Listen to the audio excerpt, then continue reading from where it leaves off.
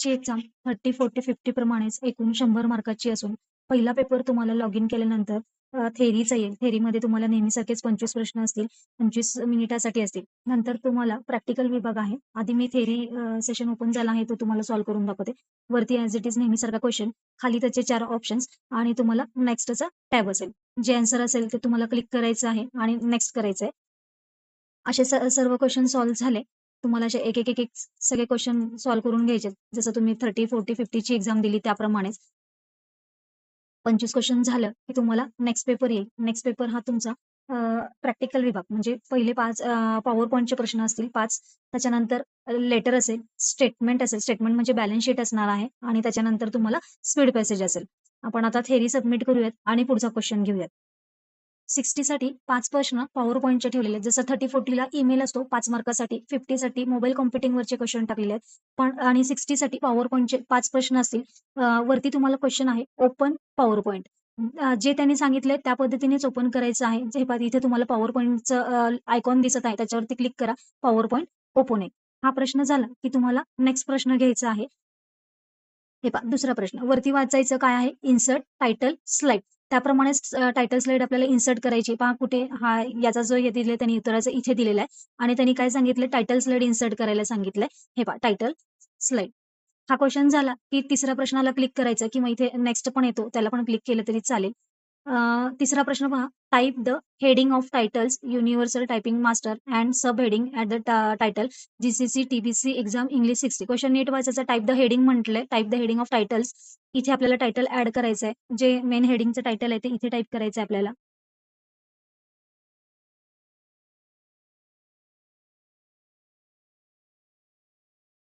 त्याच्यानंतर पहा स्पेलिंग थोडी चुकली आहे ती लगेच तुम्ही करेक्शन्स करू शकता. आणि आपल्याला पुढे काय सांगितलंय सब हेडिंग घ्यायला सांगितली. हे पहा खाली सब हेडिंग टाकायची असते. इथं कॅप्स लॉक ऑन करा कारण का पूर्ण कॅपिटल टाकायची आपल्याला हेडिंग. जसा स्पेस आहे तसंच इन्क्लूड करा.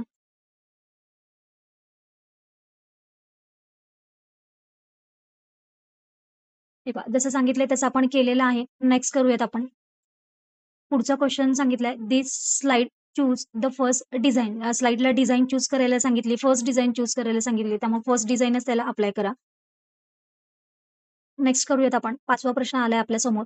शो द स्लाइड शो म्हटलंय. स्लाइड शो प्ले करायला सांगितले. स्लाइड शो करायला सांगितलंय. फ्रॉम बिगिनिंगला क्लिक करायचं आणि स्लाइड शो होऊन जाईल. तर अशा पद्धतीने हे क्वेश्चन होते पॉवर पॉइंटच्या बाबतीतले. आता हे सबमिट केलं की आपल्यासमोर लेटर ओपन होईल. तर आपण लेटरचं प्रॅक्टिकल बघूयात. लेटरसाठी आपल्याला अर्धा तासाचा वेळ आहे. नेहमीसारखेच 15 मार्कासाठीच आपल्याला लेटर आहे. ज्या पद्धतीने सांगितलं आहे त्या पद्धतीने करायचं. याच्यामध्ये आपल्याला मेलिंग टॅबचा उपयोग करायचा नाहीये जसं आपण 40 ला करत होतो. 2 मध्ये एकच लेटर आहे, एकच कंपनीचं नाव आहे. त्यामुळे आपल्याला मेलिंग हा टॅब यूज करायचा नाहीये. आपण नेहमीच्या पद्धतीने लेटर टाइप करून घ्यायचं आहे. लेटर आपलं अनफॉर्मॅटेड होतं ते टाइप करून झालेलं आहे. आपण याच्या सूचना बघूयात आणि लेटर कसं करायचं ते बघूयात.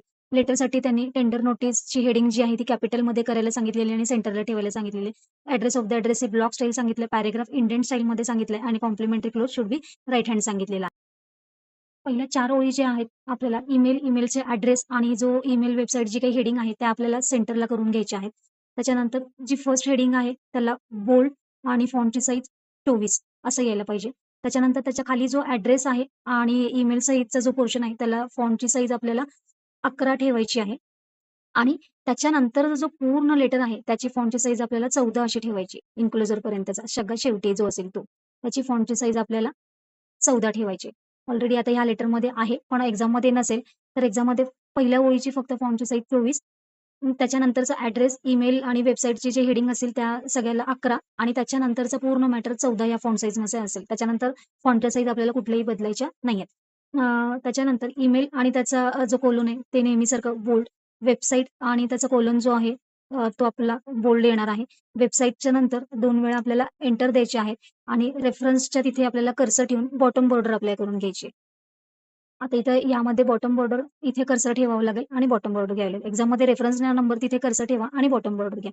रेफरन्स नंबर आणि डेटमध्ये मी विदाऊट स्पेसने टाइप केला होता. त्यामुळे आता मी रेफरन्स नंबर आणि डेटच्या मधोमध कर्सर ठेवते म्हणजे डेटच्या आधी. तिथे आपल्याला 4 टॅब द्यायचे कमीत कमी. जास्तीत जास्त जेवढं टॅब 5 टॅबवरती तुम्ही ठेवू शकता. त्याच्यानंतर डेट झाल्यानंतर आपल्याला नेहमीसारखा एक एंटर. त्याच्यानंतर टूचं मॅटर जिथे कंप्लीट होईल तिथं एक एंटर. त्याच्यानंतर रेफरन्स, सब्जेक्ट आणि रेफरन्स पूर्ण झाल्यानंतर एंटर. रिस्पेक्टेड सर पूर्ण झाल्यानंतर एंटर. म्हणजे प्रत्येक पॅसेजला आपल्याला आता इथे एंटर द्यायचंय. इथे आता टेबलच्या आधी एक एंटर. हा टेबल कसा इन्सर्ट केला तर हे पॅराग्राफ झाल्यानंतर कर्सर ठेवलं, इन्सर्टमध्ये आलो, टेबलमध्ये आलो. इन्सर्ट टेबलमध्ये आलं की आपल्याला किती कॉलम पाहिजेत आणि किती रो आलेत ते पाहायचं. कारण का प्रत्येक लेटरमध्ये किंवा तुम्हाला जे लेटर येईल की असंच नाहीये की एवढ्याच कॉलम्स आणि एवढ्या रोचच येईल. तर रिक्वायरमेंट प्रमाणे आपला टेबल इन्सर्ट केला आहे. इथे 3 कॉलम आणि 4 रो होतं. आपण इन्सर्टमध्ये जाऊन टेबलमध्ये 3 कॉलम आणि 4 रो याप्रमाणे टेबल इन्सर्ट करून घेतला आहे. आता टेबल नंतर पण एक आपल्याला एंटर सोडायचं आहे. टेबल नंतर एक पॅसेज आला आहे, एक पॅराग्राफ आहे, त्याच्यानंतर एक एंटर. टर्म्स अँड कंडिशन नंतर एक एंटर. टर्म्स अँड कंडिशनमध्ये जेवढे आकडे आहेत त्याच्यामध्ये अजिबात एंटर सोडायचं नाहीये एक्स्ट्रावालं. टर्म्स अँड कंडिशन जिथे संपतील, 5 आकडे येतील, 6 आकडे येतील, कधी 9 येतील. पूर्ण झाल्यानंतर तिथं एक एंटर असणार आहे आपल्याला. त्याच्यानंतर यूएस विथ जो मॅटर असतो तिथे आपल्याला 2 एंटर नेहमीप्रमाणे आणि एन्क्लोजरच्या आधी म्हणजे यूएस विथ मॅटर पूर्ण झाल्यानंतर इथे एक एंटर. त्याच्यानंतर आपल्याला आता इथे सब्जेक्ट कोलनपर्यंत आपल्याला बोल्ड करून घ्यायचंय आणि त्याच्या पुढचा जो मॅटर असतो तो आपल्याला अंडरलाईन करायचा आहे. रेफरन्सला पण तसंच, रेफरन्सचा कोलनपर्यंत बोल्ड आणि त्याच्या पुढचा मॅटर असतो तो अंडरलाईन करायचा आहे आपल्याला. रिस्पेक्टेड सर नंतरचे जे पॅसेज असेल त्याला जस्टिफाय. टेबल आला, टेबलला पहिली ओळ जी आहे ती आपल्याला सिलेक्ट करायची आहे, बोल्ड करून घ्यायचंय आणि सेंटरला करायचंय. त्याच्यानंतर सीरियल नंबरमधले जे आकडे असतील ते तिन्ही आकडे आपल्याला सेंटरला घ्यायचे.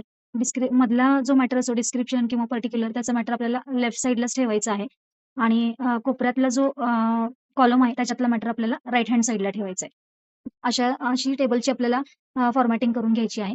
त्याच्यानंतर त्याच्या पुढचे जे सगळे पॅसेज असतील टेबलच्या नंतरचे टेंडर नोटीस जिथे संपेल तिथपर्यंतचे ते यूएस विथ आधीपर्यंतचा सगळा मॅटर जस्टिफाय व्हायला पाहिजे. त्याच्यानंतर आपल्याला पाहायचंय complimentary close should be left hand साइडलाच ठेवायला सांगितलंय, तर आपण लेफ्ट हँड साइडलाच ठेवलेलं आहे. आणि पॅराग्राफला आपलं ॲड्रेस ऑफ द ॲड्रेस आपल्याला ब्लॉक स्टाईल म्हणजे आता सध्या जी आहे मार्जिनला लागून ती ब्लॉक स्टाईल आहे आणि paragraph should be in indent style म्हटलंय. मग त्यामुळे आपण सब्जेक्ट आणि रेफरन्स एक टॅबवरती घ्यायचं आपल्याला. सब्जेक्ट एक टॅब, रेफरन्स एक टॅब. रिस्पेक्टेड सर नंतरचे जे पॅसेज असेल पॅसेजची सुरुवातीची पहिली ओळ एक टॅबवरती घ्यायची. आता पाहायचं आपल्याला पॅसेज कुठं नेक्स्ट आहे तिथं एक आपल्याला एक टॅब. त्याच्यानंतर टर्म्स अँड कंडिशन आपण कॅपिटलमध्ये टाईप केलेलंच आहे. त्याला बोल्ड करायचंय, बोल्ड आणि अंडरलाईन करून घ्यायचंय मध्यभागी वगैरे आणि मध्यभागी. ह्या अशा पद्धतीने आपल्याला टर्म्स अँड कंडिशनची फॉर्मॅटिंग करून घ्यायचंय. पॅराग्राफ आपले जस्टिफाय करून झालेत. कॉम्प्लिमेंटरी क्लोज सांगितल्याप्रमाणे घेऊन झालेला आहे. अशा पद्धतीने आपण लेटर फॉर्मॅटिंग करून घेतलेलं आहे. याच्या पुढचा आपल्याला क्वेश्चन आपल्याला बॅलन्स शीटचा येईल तो आपल्याला करून घ्यायचा आहे. 60ला सुद्धा बॅलन्स शीट असेल. बॅलन्स शीट ही तुम्हाला 20 मिनिटाची असेल. A1 पासूनच आपल्याला सुरुवात करायची आहे. ज्या सेलमध्ये जे कंटेंट आहे ते त्या सेलमध्येच यायला पाहिजे. आपण आता ती बॅलन्स शीट टाइप करून घेऊयात आणि फॉर्मॅटिंग बघूयात. आपण आता स्टेटमेंट टाइप करून घेतलं आहे. ज्या त्या सेलमध्ये जिथे होतं तेच टाइप करून घेतले. पहा टोटल लास्टचा वाला कॉलम होता तो 24 नंबरच्या रो मध्ये होता तो तिथंच ऍड केलाय. टोटल A कॉलम मध्येच टाइप केली. बीचा सेल सोडला आहे. बी आणि सी मध्ये काही नाही आपल्याला आणि डी मध्ये टोटल आपल्याला टाइप करायची लास्टची कॉलम. आता याला फॉर्मॅटिंग करून घेऊयात. H1 ची जी हेडिंग आहे त्याला आपल्याला बोल्ड करून घ्यायचंय, अंडरलाईन करायचंय आणि फॉन्टची साईज 18 करायची. आता याला मर्ज अँड सेंटर करायचंय. त्यासाठी आपण ए ची विड्थ वाढवून घेऊ. जेवढे आपले ए चे कंटेंट बसतील तेवढ्याच याच्यामध्ये आपल्याला तो त्या कॉलमची विड्थ आपल्याला ऍडजस्ट करून घ्यायची आहे. हे पहा आपण ए ची विड्थ वाढवली. बी आणि सी ची एकत्रित वाढवायची. जेवढे कंटेंटमध्ये जागा मावेल एवढी आपल्याला space at a time 2 column आपल्याला वाढवायचे. ह्या अशा पद्धतीने आपण वाढवून घेतलेली आहे विड्थ. डी ची सेपरेट वाढवायची कारण ॲटसेट साइडचं पार्ट आहे. त्याच्यामध्ये जेवढे कंटेंट बसतील अशा पद्धतीने आपल्याला ती करून घ्यायची आहे. ई आणि एफ ची सुद्धा एकत्रित आपल्याला विड्थ वाढवायची जशी बी आणि सी ची केली त्याप्रमाणे. आकडे बसतील, मोठी अमाउंट बसेल अशी हे करून घ्यायची. जिथं चुकतंय ते सगळं करेक्ट करून घ्या. कारण का आपल्याला दोन्ही साइडच्या बेरीज आहेत त्या कॅल्क्युलेशन जे आहेत बरोबर व्हायला पाहिजे, टॅली व्यवस्थित व्हायला पाहिजे. पहा 2 लाखाची अमाउंट कुठे लिहिली आहे ती तिथेच टाइप करा. इथं 80,000, 26,000 जे ज्या कॉलममध्ये आहे ते त्या कॉलममध्येच आपल्याला टाइप करून घ्यायचं आहे. आपण आता मर्ज अँड सेंटर करून घेऊयात कारण का आपण विड्थ वाढवून झालेलं आहे. त्यामुळे आपला स्टेटमेंट कुठून चालू झाला आहे A1 पासून ते F पर्यंत आपले टेबल आहेत. A1 टू F1 ची रेंज सिलेक्ट व्हायला पाहिजे. ती आपण अलाइनमेंटमध्ये जाऊन मर्ज अँड सेंटर करून घेऊयात. दुसरी हेडिंग आहे त्याला फक्त अंडरलाईन करून घ्यायचंय, बोल्ड नाही करायचंय आणि त्याची फॉन्टची साईज आपल्याला 16 ठेवायची आहे. आता ही हेडिंग A2 पासून ते F2 सिलेक्ट होईल आणि तिथे आपल्याला तो पोर्शन मर्ज अँड सेंटर करून घ्यायचा आहे. तिसरी ओळ आपण ब्लँक सोडली आणि चौथ्या ओळीपासून आपण जे मेन हेडिंग आहे बॅलन्स शीटची लिएबिलिटीज रुपीज ते टाइप करून घेतलं आहे. ते आपण सिलेक्ट करून घेऊयात त्या हेडिंगला. त्याला आपल्याला बोल्ड करायचंय आणि अलाइनमेंटमध्ये येऊन त्याला सेंटर करून घ्यायचंय आणि त्याला ऑल बॉर्डर अप्लाय करून घ्यायची. त्याच्यानंतर बॅलन्स शीटचा जो मधला पोर्शन आहे टोटलच्या अलीकडचा आधीचा तो आपल्याला सगळा सिलेक्ट करून घ्यायचा आहे. याला आउटसाइडची बॉर्डर आपल्याला देऊन घ्यायची आहे. त्याच्यानंतर तसंच सिलेक्शन ठेवायचंय आणि परत मोअर बॉर्डरमध्ये जाऊन आपल्याला व्हर्टिकलची पण बॉर्डर अप्लाय करायची. याला 2 बॉर्डर आपल्याला अप्लाय करायचे आहेत. एक आउटसाइडची बॉर्डर आणि पुन्हा मोअर बॉर्डरमध्ये जाऊन व्हर्टिकलची बॉर्डर. आणि आता लास्ट जी ओळ आहे 24 नंबरची, 24 नंबरच असेल असं नाहीये. इथे आता 24 नंबरची आली कंटेंटनुसार बदलेल. तर ती शेवटची जी टोटलची असेल त्याला आपल्याला ऑल बॉर्डर करून घ्यायचं आहे आणि जी हेडिंग आहेत ते आपल्याला बोल्ड करून घ्यायचे आहेत आणि टोटलचं कॉलम ए आणि बी हे 2 मर्ज अँड सेंटर होतील आणि डी मध्ये जे लिहिलेलं होतं डी आणि ई हे 2 मर्ज अँड सेंटर होतील. कारण आपल्याला टोटल ही 2 कॉलमच्या मध्ये घ्यायची आहे. आता जिथे-जिथे पर्सेंटेजचं सिम्बॉल आहे तिथे आपल्याला पर्सेंटेजचं सिम्बॉल द्यायचं नाहीये. तिथे ॲक्चुअली आपल्याला व्हॅल्यूज काढायच्या आहेत. त्याआधी आपण बॉर्डर देऊन घेऊयात. बॉर्डरचं काम चालू आहे. तर पहा इथे 80,000 आणि 26,000च्या खाली एक बॉटम बॉर्डर दिली आहे. तिथे कर्सर ठेवूयात. फॉन्टमध्ये जाऊन याला बॉटम बॉर्डर अप्लाय करून घेऊयात. आणखीन कुठे-कुठे बॉटम बॉर्डर सांगितली आहे तिथे कर्सर ठेवायचं आणि बॉटम बॉर्डर देऊन घ्यायचे. इथे एक आपल्याला बॉटम बॉर्डर द्यायची तर इथे एक आपल्याला बॉटम बॉर्डर द्यायची त्याच्यानंतर पहा इथे 2 लाखाच्या खाली बॉटम बॉर्डर आहे. पण तुम्हाला ती बॉटम बॉर्डर एक जाड अशी दिसत आहे. ती थिक बॉटम बॉर्डर आहे. तर तिथे कर्सर ठेवा आणि फॉन्टच्या ग्रुपमध्ये तिथं थिक बॉटम बॉर्डर असा ऑप्शन आहे. तर त्याला सिलेक्ट करा. पहा त्याला थिक बॉर्डर लागू होईल डार्कची. तर आपल्याला इथे आन्सर काढून घेऊयात आपण. त्याआधी ह्या कॉलममध्ये जिथे आपल्याला बॉटम बॉर्डर घ्यायची तिथे आपण आधी अप्लाय करून घेऊयात. इथे एक बॉटम बॉर्डर आहे आणि इथे एक बॉटम बॉर्डर आहे. जिथे-जिथे आहे दाखवले आहे तिथेच बॉटम बॉर्डर करून घ्या. झाल्यानंतर सगळ्यात लास्टला आपल्याला टोटल काढायची. पहा टोटल काढताना आपल्याला इथे लिएबिलिटीज कॉलममध्ये जे शेअर्सची अमाउंट आहे ती आपल्याला घ्यायची नाहीये. त्याआधी आपल्याला इथे पर्सेंटेज दिलं आहे. ते पर्सेंटेज जिथे दिलेलं आहे तिथे आधी व्हॅल्यू काढून घेऊयात. आपल्याला ही टोटल बेरीज करावी लागणार आहे याचा आन्सर काढण्यासाठी. तर आपण इज इक्वल टू देऊयात. सम ब्रॅकेट ओपन आणि ह्या 2 अमाउंट. एंटर केलं की या 2 अमाउंटची इथं बेरीज निघेल. त्याच्यानंतर इथे सुद्धा आपल्याला ॲडिशनच करावी लागणार आहे. इज इक्वल टू आपण आणखीन एका पद्धतीने सम काढू शकतो. इज इक्वल टू द्या. ही व्हॅल्यू सिलेक्ट करा. शिफ्ट दाबून प्लस साइन द्या आणि पुन्हा ही अमाउंट सिलेक्ट करा आणि एंटर करा. अशा पद्धतीने सुद्धा सम येईल. इथे सुद्धा आपल्याला बेरीजच काढायची. त्यामुळे इथे सुद्धा आपल्याला टोटलच काढून घ्यायची समचा फंक्शनचा वापर करून. सम करून घेऊ शकता किंवा कीबोर्डवरून प्लस साइन घेऊन सुद्धा देऊ शकता. आपल्या या कॉलममध्ये जे क्वेश्चन मार्क दिले होते तिथे अमाउंट आपण काढून झालेली आहे. इकडच्या कॉलममध्ये येऊयात आपण ॲसेट साइडकडे. पहा आपल्याला इथे डिप्रिसिएशन काढायला सांगितलंय आणि इथे क्वेश्चन मार्क दिलाय. डिप्रिसिएशन काढायच्या आधी 95,000 वरती आपल्याला डिप्रिसिएशन काढायचंय. किती पर्सेंटेज वरती काढायचंय बघा इथं 15% वरती काढायचंय. तर आपण 95,000 वरती 15% डिप्रिसिएशन कसं द्यायचं ते बघूयात. इज इक्वल टूचं साइन द्यायचं. डिप्रिसिएशनची अमाउंट सिलेक्ट करायची मशिनरीची जी काही वरती दिलेली असते ती. कीबोर्डवरून शिफ्ट प्रेस करून शिफ्ट 8 दाबा. स्टारचं चिन्ह येईल. आपल्याला न्यूमरिक कीपॅडचा जो स्टार आहे तो घ्यायचा नाही आपल्याला. इथे वरती कीबोर्डच्या वरती 8 आकड्यावरती शिफ्ट दाबून 8 आकडा प्रेस केला की स्टार चिन्ह येईल. ते गुणिलेचं चिन्ह आहे आणि आपल्याला किती पर्सेंटेज काढायचे 15 हे वरती कीबोर्डच्या वरून टाइप करायचं आणि पर्सेंटेजचा सुद्धा सिम्बॉल आपल्याला टाइप करायचं. शिफ्ट दाबून आपण 5 आकडा टाइप केला की पर्सेंटेजचा सिम्बॉल होईल. एंटर करा. अमाउंट निघेल डिप्रिसिएशनची. आता पुढे बघा पुढे सुद्धा आपल्याला रुपीज इथे आपल्याला क्वेश्चन मार्क दिलाय. त्यामुळे आता डिप्रिसिएशनची अमाउंट काढायची. ही आपण अमाउंट 15% डिप्रिसिएशनची काढली. आता ते वजाबाकी करायची आपल्याला.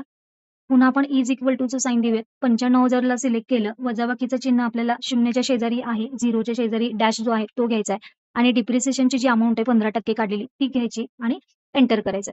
डिप्रिसिएशन कधी असं इथे जर डायरेक्ट दिलं तर इथे डायरेक्टली तुम्हाला वजाबाकी करायची ह्या 2 अमाउंटची. पण डिप्रिसिएशन काढायचं असेल तर इज इक्वल टू जी वरची अमाउंट आहे त्याला सिलेक्ट करा. गुणिले जिथे पर्सेंटेज दिले असेल 10%, 15%, 20% ते टाइप करा आणि पर्सेंटेजचं साइन द्या आणि एंटर करा. डिप्रिसिएशनची अमाउंट येईल आणि पुढच्या ह्याच्यामध्ये आपल्याला ह्या दोन्ही व्हॅल्यूज वजा करायच्यात आणि त्याचा आन्सर घ्यायचा आहे. इथे बघा इन्व्हेस्टमेंट आहे त्यामुळे इथे बेरीजच होईल. वजाबाकी होणार नाही. जर वजाबाकी काढायचं असेल तर इथे तुम्हाला लेस म्हणून दिलेलं असेल काही असेल तर. पण आता इथे इन्व्हेस्टमेंट आहे त्यामुळे इथे बेरीजच होईल. त्यामुळे आपण इथे is equal to sum bracket open करूयात आणि ह्या दोन्ही अमाउंट सिलेक्ट करूयात. त्याच्यानंतर आता बघा आपल्याला काही काढायचं नाहीये वरच्या टोटल याच्यामध्ये टेबलमध्ये. आता डायरेक्टली आपण टोटल काढून घेऊया. टोटल काढण्याच्या आधी बघा आपण जिथे-जिथे पर्सेंटेज होते तिथे-तिथे अमाउंट काढलं गेलंय का? आणि एकदा थोडंसं हे करून घेऊयात. इथे अथॉरिटी शेअर कॅपिटलला बोल्ड केलेलं होतं. जिथे-जिथे बोल्ड करायला सांगितले तिथे-तिथे बोल्ड करून घ्या. हे पहा थोडंसं कॉलममध्ये ॲडजस्ट होत नाही. तिथे व्रॅप टेक्स्ट अप्लाय केला तरी चालतो किंवा वाढवून घ्या. आणखीन कुठे बोल्ड करायचंय तिथे-तिथे सगळीकडे बोल्ड करून घ्यायचंय. रिझर्व्ह एंड सरप्लसला एक बोल्ड आपल्याला सांगितलंय. तिथे एक बोल्ड करायचंय. बॉरोइंगला इथे बोल्ड यायला पाहिजे. इथे एक बोल्ड. प्लांट अँड मशिनरीला बोल्ड करून घ्यायचंय. इन्व्हेस्टमेंटला बोल्ड करून घ्यायचंय.